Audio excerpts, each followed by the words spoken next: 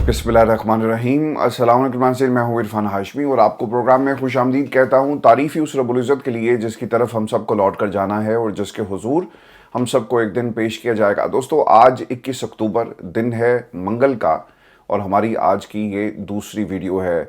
उस 4 खबरों पर तफसील से हम बात करेंगे। पहली खबर, इमरान खान आज़ाद और हुक्मरान कैद। ये कैद कैसी है और ये हुक्मरान इस कैद को काटने पर क्यों मजबूर हो गए, इसकी मुकम्मल तफसील आपके सामने रखेंगे आज की इस नशिस्त में।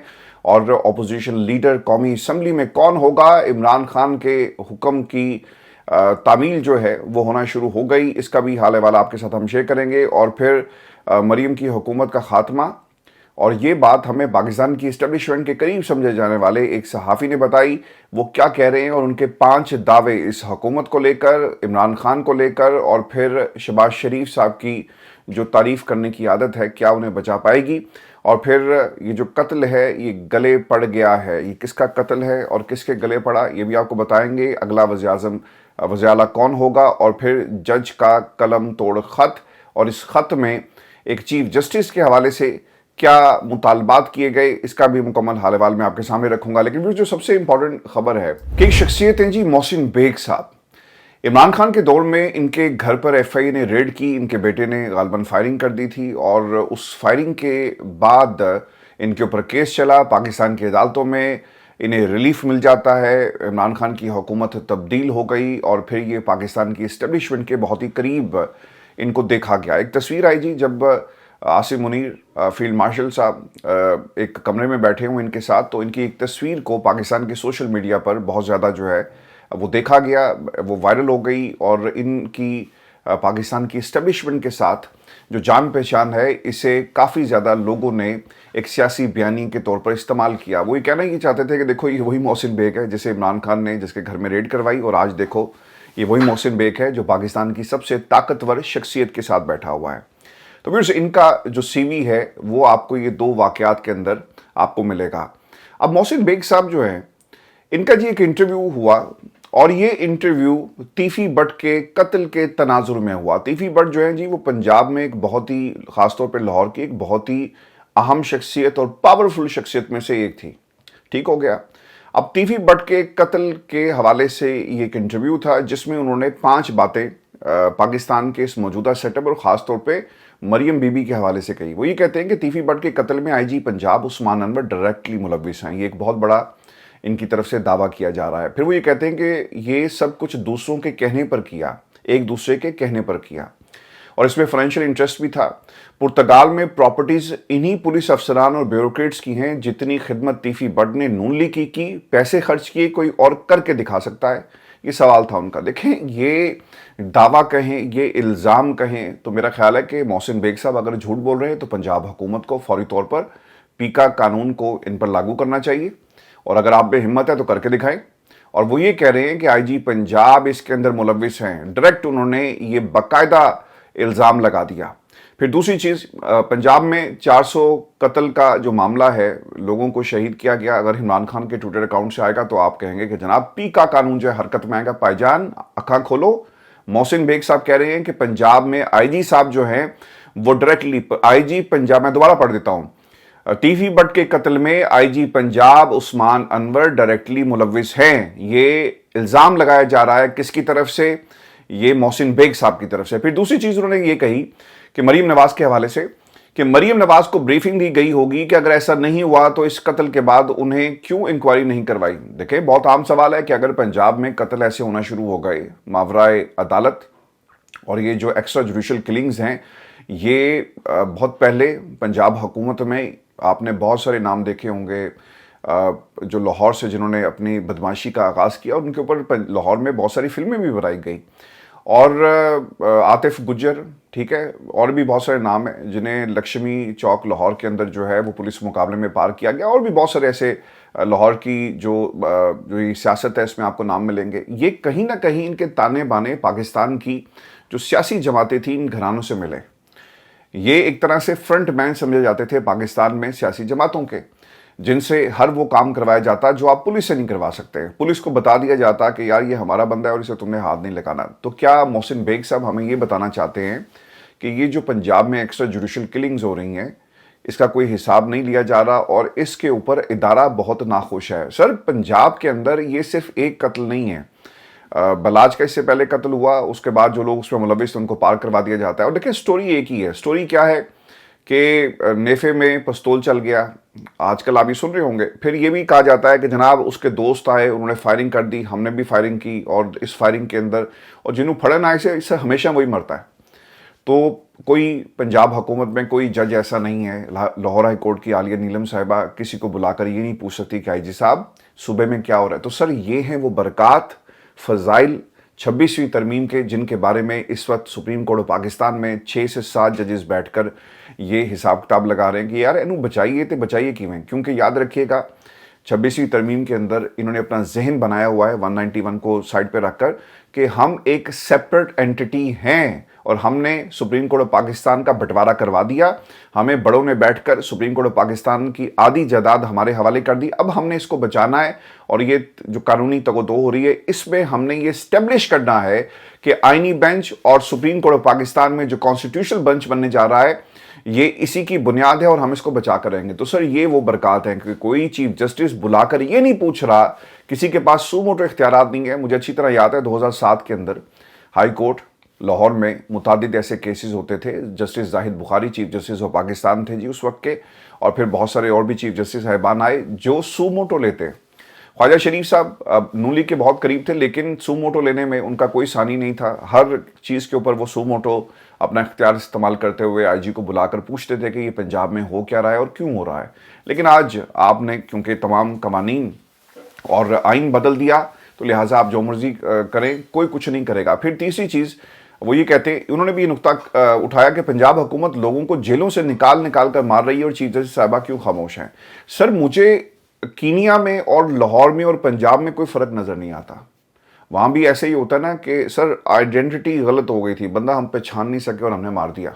और आज पंजाब के अंदर भी इसी तरह हो रहा है कि आपकी अपनी कस्टडी के अंदर लोग जो है उनको मारा जाता है। आप रहीम यार खान क्या लेने गए थे? देखिए, एक हाई प्रोफाइल बंदा, उसे आपने कहा जी कि हम रहीम यार खान लेकर जा रहे हैं और देखा जाएगा। तो ये वो चीज़ें हैं जो पंजाब हुकूमत के गले पड़ सकती हैं। फिर सवाल ये भी हुआ उनसे कि क्या इस्टेब्लिशमेंट भी पंजाब हुकूमत के साथ इसमें शामिल है? तो मोहसिन बेग साहब ने इसका जवाब दिया कि नहीं, इस्टेब्लिशमेंट अब पंजाब हुकूमत के साथ नहीं रही।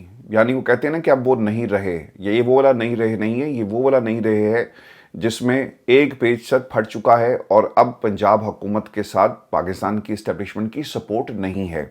एजाज सैयद साहब ने फिर ये भी पूछा कि फील्ड मार्शल तो मरीम की बड़ी तारीफ़ें करते हैं। तो मोहसिन बेग साहब ने इसका जवाब दिया कि हालात आएंगे तो आप देखेंगे। यानी वो ये इशारा कर रहे थे कि इस्टेब्लिशमेंट और पंजाब हुकूमत का एक पेज नहीं है और बहुत जल्दी हो सकता है कि पंजाब हुकूमत में कोई बहुत बड़ी तब्दीली आ जाए। व्यूअर्स, एक बात याद रखिएगा कि आप जितना हालात को सादा समझ रहे हैं ना, ये इतने सादा नहीं है। ये जो एक मजहबी जमात तहरीक लब्बैक वालों के साथ हुआ, ये कोई आम एग्जाम्पल नहीं आप लोगों ने सेट की, एक चीज़। और दूसरी तरफ ये जो पंजाब के अंदर एक्स्ट्रा जुडिशल किलिंग्स हो रही हैं, ये भी कोई अच्छी मिसालें कायम नहीं की गई। हमें तो बताया गया था कि आप माँ हैं, लेकिन माँ यहाँ पर क्या कर रही है वो देख लें, आपके सामने है। और किसी भी शख्स को, चाहे वो गद्दार वतन ही क्यों ना हो, वो दहशत गर्द ही क्यों ना हो, उसके खिलाफ अदालतों में केसेस चलने चाहिए। आज आपको पता लगा कि पाकिस्तान में सच बोलना क्यों मुमकिन है। जब हम कहते हैं ना कि फ़लाँ बंदा अपनी जान बचाकर मुल्क से भागा, तो सर जिन लोगों ने जराइम जो लोग करते हैं उन्हें अदालतों में पेश करने की बजाय खुद ही कानून को हाथ में लेकर इंसाफ करना शुरू कर दिया, क्या वो सच बोलने वालों के खिलाफ नहीं जाएंगे? सर वो बिल्कुल जाएंगे और वो हर वो काम करेंगे जो वो कर सकते हैं। तो सर पाकिस्तान में सर कोई कानून नाम की चीज़ नहीं है। और आप यकीन करें, जब मैं ये खबर पढ़ रहा था और लतीफ़ी भट्ट के हवाले से कि यार आप अब उसकी उम्र देखें, उसने जो कुछ किया ठीक है, आप अदालतों में लेकर जाएं, लेकिन आप एक्स्ट्रा जुडिशल किलिंग कर रहे हैं और फिर आप कहें अच्छा अब इसमें ना, अब आप सोचेंगे कि यार यही होना चाहिए, इंसाफ ऐसा ही। सर इंसाफ जब रियासत इस तरफ चल पड़ती है ना, तो फिर आप किसी भी चीज़ को जस्टिफाई नहीं कर सकते। पिक एंड चूज करके आप इंसाफ या जस्टिफिकेशन नहीं दे सकते कि हाँ ये 26 नवंबर को जो कुछ हुआ ये बहुत बुरा हुआ, हाँ ये माल्टोन वाला भी जो था ठीक है, लेकिन चले इसे सियासी तौर पे हम देखते हैं। फिर आपको हर चीज़ को एक ही नज़र से देखना है, और जब आप नहीं देखेंगे तो फिर ये वाक़यात होते हैं कि फ़लाँ को मार दो। सर अगर इस मुल्क के अंदर एक जासूस के बाकायदा राइट्स हैं तो फिर इन लोगों के भी राइट्स हैं। اور ایکسٹرا جوڈیشل کلنگ کسی طرح بھی کسی بھی معاشرے کو سنوارتی نہیں ہے بلکہ تباہ و برباد کر دیتی ہے. مارنے والے کو پتا ہوتا کہ یار ساڑھے نال حکمران ہے, ہم جو مرضی کریں, اور پھر وہ کیا کرتے ہیں کہ اسی کیفیت کے اندر وہ معصوموں کو بھی مارنا شروع کر دیتے ہیں. اور یہی سب سے بڑا اس نظام کے اندر جو خطرہ موجود ہے. پھر اشارہ مل گیا ہے کہ اسٹیبلشمنٹ اب ایک پیج پر نہیں ہے, اور یہ محسن بیگ صاحب کہہ رہے ہیں تو بلائیں مریم نواز, بلائیں مریم اورنگزیب کو, بلائیں عظمیٰ بخاری کو, بلائیں باقی لوگوں کو اور کہیں کہ پریس کانفرنس کریں فوری طور پر, اور محسن بیگ سے یہ سوال کیا جائے کہ محسن آپ کو کیا ہو گیا کہ آپ ہمارے اس ایک پیج کو پھاڑنے پر لگے ہوئے ہیں. ہمارا تو پیج دیکھیں, ہماری دوستی, ہماری یاری, سچی یاری پنجاب حکومت اور مرکز اور پھر پاکستان کی اسٹیبلشمنٹ سچی یاری پر بنائی گئی ہے, تو آپ ایسی باتیں مت کریں. تو میں تو سر کہنا کہ لاؤ ایران پیکا جو اختیار ولی ٹی وی پر بیٹھ کر کہتا تھا نا کہ یہ ابراہیم اکارڈ ہو گیا, دکھائیں کہاں ہوا, آج جا کر دیکھے فلسطین کے اندر سر 20 فضائی حملے کیے گئے. اور ڈونلڈ ٹرمپ کے اس جملے کو سنیں کہ میں امید کرتا ہوں کہ آنے والے دنوں میں مزید ممالک بھی اس کا حصہ ہوں گے. ابراہیم اکارڈ پڑھ لو جا کے.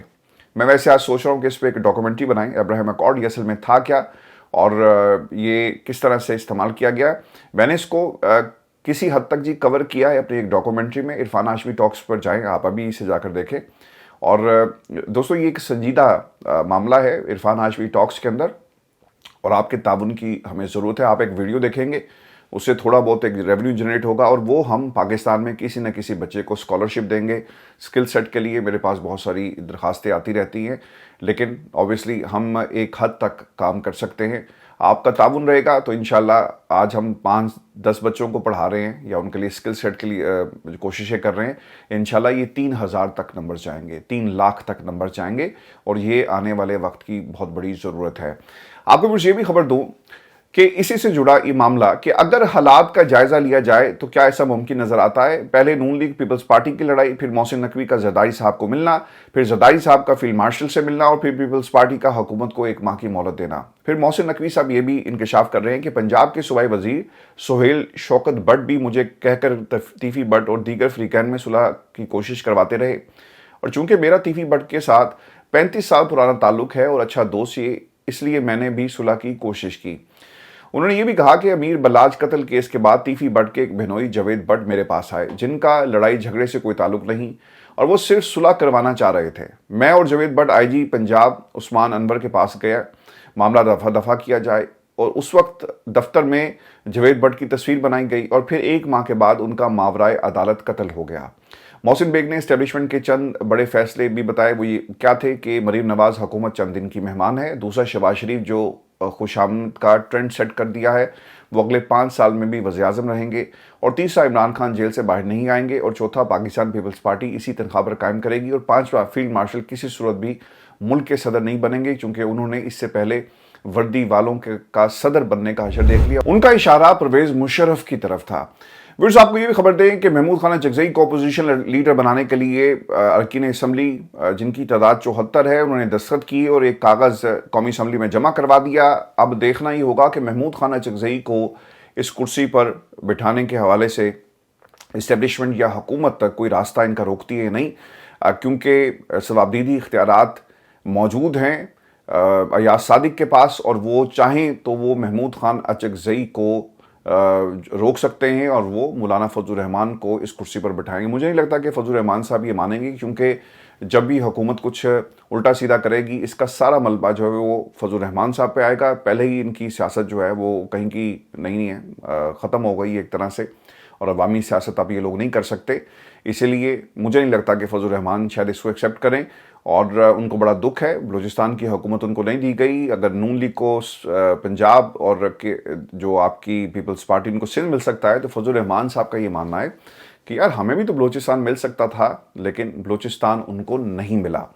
آپ کو بھی میں یہ بھی خبر دوں کہ تحریک تحفظ یعنی پاکستان کے نام پر ایک اور انہونی, کچھ روز پہلے کچھ لوگ گئے الیکشن کمیشن میں, انہوں نے ایک درخواست دی اور انہوں نے کہا کہ یہ نام ہمیں دے دیا جائے. الیکشن کمشنر صاحب نے اس کو باقاعدہ طور پر کیا کیا, اس کو سماعت کے لیے مقرر بھی کر دیا. اور مصطفیٰ نواز کھوکر صاحب نے انکشاف کیا کہ آج ہمیں اچانک الیکشن کمیشن میں جمع کروائی گئی ایک درخواست کا علم ہوا جو 2-3 نامعلوم جماعتوں کی جانب سے دی گئی. درخواست میں کہا گیا کہ وہ تحریک تحفظ یعنی پاکستان کے نام سے ایک نیا اتحاد قائم کرنا چاہتے ہیں اور اس کے لیے انتخابی نشان الاٹ کیا جائے۔ جب ہم الیکشن کمیشن کے سامنے اپنا موقف پیش کرنے گئے اور بتایا کہ تحریک تحفظ آئین تو ہم ہیں، یہ اتحاد پہلے سے موجود ہے، تو وہی جماعتیں جن کے نام پر یہ درخواست جمع کروائی گئی انہوں نے کمیشن کے روبرو حلفاً بیان دیا کہ یہ درخواست ہم نے نہیں دی۔ اب ساری دنیا یہ جانتی ہے جی کہ محمود خان اکرزئی اتحاد کے سربراہ ہیں۔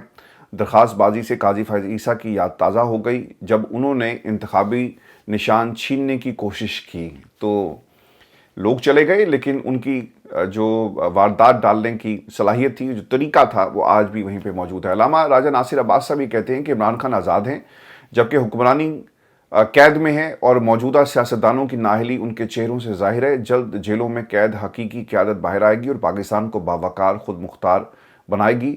نومبر کے وسط میں کراچی میں جلسہ کریں گے، پورے ملک میں تحریک چلائیں گے، مزاحمت کریں گے۔ میں آپ کو ایک بات بتاؤں، یہ نظام قید ہو چکا ہے اور اپنی خواہشات کی تکمیل اور پھر اس کرسی پر بیٹھنے کی جو ان کو لگن لگی ہوئی ہے، اس جستجو کے اندر یہ قید ہو چکا ہے ہمیشہ کے لیے، اور ہر وہ کام کرے گا جس سے یہ اس کرسی کے اوپر قبضہ جو ہے وہ اسی طرح جمائے رکھے۔ اگر یہ اب چاہیں بھی نا تو اب یہ اتنا آگے نکل گئے ہیں، یہ اتحاد اتنا آگے نکل گیا ہے کہ یہ پیچھے نہیں ہٹ سکتا، کیونکہ سر پیچھے ہٹنے کا مطلب ہے کہ عوامی سیاست، آپ عوام میں جا نہیں سکتے، آپ لوگوں سے بات نہیں کر سکتے۔ زرداری صاحب کیا پاکستان کی عوام میں جا کر جو عام آپ کی پبلک ہے ان سے بات کر سکتے ہیں؟ بلاول زرداری بغیر پروٹوکول کے کیا عوام میں پھر کر اور عوام کے ساتھ سوال جواب کر سکتا ہے؟ کیا مریم کر سکتی ہیں لاہور میں، پنجاب کے اندر؟ سر کبھی بھی نہیں کر سکتے۔ ان کو ہمیشہ اب کیا ہوگا، ان کو پروٹوکول کی ضرورت ہے۔ جس جمہوریت کو اور جس سیاستدان کو بندوقوں کے پروٹوکول کی ضرورت ہو، سر اس نے عوامی سیاست کیا کرنی، وہ پھر بندوقوں والوں کے پاس ہی جائیں گے۔ عمران خان اس پورے سسٹم میں ایک آخری امید اس لیے بچا ہے چونکہ انہوں نے نہ صرف ان لوگوں کو ایکسپوز کیا دوستو، بلکہ آنے والا کل کیسا ہوگا اس کی بھی اپنی قوم کو تیاری کروا رہے ہیں۔ ابھی آپ کو لگتا ہی ہے کہ حالات جو ہیں ان کے قبضے میں ہیں، لیکن یاد رکھیے گا کہ یہ جو کے پی کے اندر تبدیلی آئی ہے، جس کے اوپر آج طلال چودھری کو باقاعدہ پریس کانفرنس کرنی پڑی اور بہت سارے ٹاؤٹ صحافیوں کو ٹویٹس کے ذریعے سہیل افریدی کے اوپر تابڑ توڑ حملے جو مسلسل کر رہے ہیں، یہ کس لیے ہو رہا ہے؟ کیونکہ ان کو نظر آ رہا ہے کہ تحریک اگر چلی تو ہم علیم گنڈا پور کی طرح اسے واپس نہیں بھیج سکتے اور وہ آگے جائے گا جہاں پہ اس کا ہدف ہے، تو اس کو روکنا کیسے ہے؟ ان کے پاس کوئی حل نہیں ہے، اسی لیے سارا ایک منظرنامہ آپ کو نظر آتا ہے۔ آج آپ نے یہ بات جو علامہ راجہ ناصر عباس صاحب کہہ رہے ہیں نا کہ حکمران قید ہیں اور سیاستدانوں کی نااہلی ان کے چہروں سے بہت جلدی جو ہے وہ جیلوں میں قید حقیقی قیادت باہر آئے گی اور پاکستان کو باوقار خود مختار بنائے گی، وہ یہ کیوں کہہ رہے ہیں؟ وہ اس لیے کہہ رہے ہیں چونکہ پاکستان کے اندر عوام کا جس طرح سے استحصال ہو رہا ہے، آپ کو کبھی روٹی کے نام پہ لوٹا جا رہا ہے، کبھی گندم کے نام پر پاکستان کے قومی خزانے کو نقصان پہنچایا جاتا ہے، کبھی چینی کے نام پر، تو الٹیمیٹلی اس کا راستہ جو ہے وہ ہمیں انقلاب کی طرف جاتا ہوا نظر آ رہا ہے۔ ویورز، آپ کو ایک اور پریس کانفرنس عظمیٰ بخاری کی، وہ کیا کہتی ہیں کہ خادم حسین رضوی کی قبر کہیں بھی شفٹ نہیں کی جا رہی، قبر کی حرمت ہے لیکن قبر کے نام پر چندہ اکٹھا نہیں کرنے دیا جائے گا۔ یو ٹی اگر آپ جائیں نا جی تو ماضی کے اندر ایسے کام ہو چکے جب آپ نے مزار کو کہیں اور منتقل کیا، اور اگر آپ فیروز پور روڈ پہ ٹریول کریں تو اٹاری دربار ایک جگہ آتی ہے، تو وہاں بھی یہی کام جو ہے وہ کیا گیا۔ یہ خبر جو تھی وہ تنولی صاحب نے لاہور سے دی تھی، ان کی ویب سائٹ پہ لگی ہوئی تھی، تو اس کے جواب میں انہوں نے کہا کہ خادم حسین کی قبر کو کہیں ہم شفٹ نہیں کر رہے۔ مرید کے آپریشن میں 3 عام شہریوں کی اموات ہوئی جبکہ 48 زخمی ہیں، 118 پولیس اہلکار گولیوں سے زخمی ہوئے جبکہ 8 پولیس وینز اسلحہ سمیت پولیس سے چھینی گئی۔ اور یہ بھی انہوں نے کہا کہ ٹی ایل پی کو فنانس کرنے والے 3800 فنانسرز کی نشاندہی کر لی گئی ہے، ٹی ایل پی کی فنانسنگ روک دی گئی ہے اور ٹی ایل پی کے تمام اکاؤنٹس کو ہم منجمد کر رہے ہیں۔ پڑھے لکھے اور مہذب لوگ بھی ٹی ایل پی کو فنانس کرتے رہے، ان کے اکاؤنٹ منجمد کر دیے گئے اور ان پر دہشت گردی کے مقدمات ہوں گے۔ اگر یہ ان کے لیے مریم نواز کی حکومت زندہ باد کا نعرہ لگاتے تو شاید آج ان کے ساتھ یہ سب کچھ نہ ہو رہا ہوتا۔ میں کچھ آپ کو یہ خبر بھی دے دوں کہ جسٹس منصور صاحب کا یہ خط منظر عام پر آ گیا اور جسٹس منیب اختر نے بھی جو اس میں باتیں لکھی ہیں وہ یہ کہتے ہیں کہ دونوں ججز نے سپریم جوڈیشل کونسل کے ہونے والے اجلاس سے متعلق اسلام آباد کے چیف جسٹس سرفراز ڈوگر پر اعتراض کرتے ہوئے لکھا کہ اسلام آباد ہائی کورٹ کے چیف جسٹس سرفراز ڈوگر کے خلاف کیس سپریم کورٹ میں زیر التوا ہے۔ جسٹس سرفراز ڈوگر کے خلاف کیس کا فیصلہ کونسل میں شمولیت کو متاثر کر سکتا ہے۔ کونسل کی آئینی حیثیت کا تعین کیے بغیر اس کے فیصلوں کو قانونی حیثیت پر سوالات اٹھائے گئے۔ دیکھیں ہو کیا رہا ہے کہ 27ویں ترمیم سے پہلے 26ویں آ گئی، انہوں نے اس کو عدالتوں میں جب چیلنج کیا گیا اس کے اوپر سماعت نہیں کی، پورا 1.5 برس لگا ان کو سماعت تک اس معاملے کو لے کے جانے کے لیے، اور اس سے پہلے انہوں نے ساری تباہی کر دی۔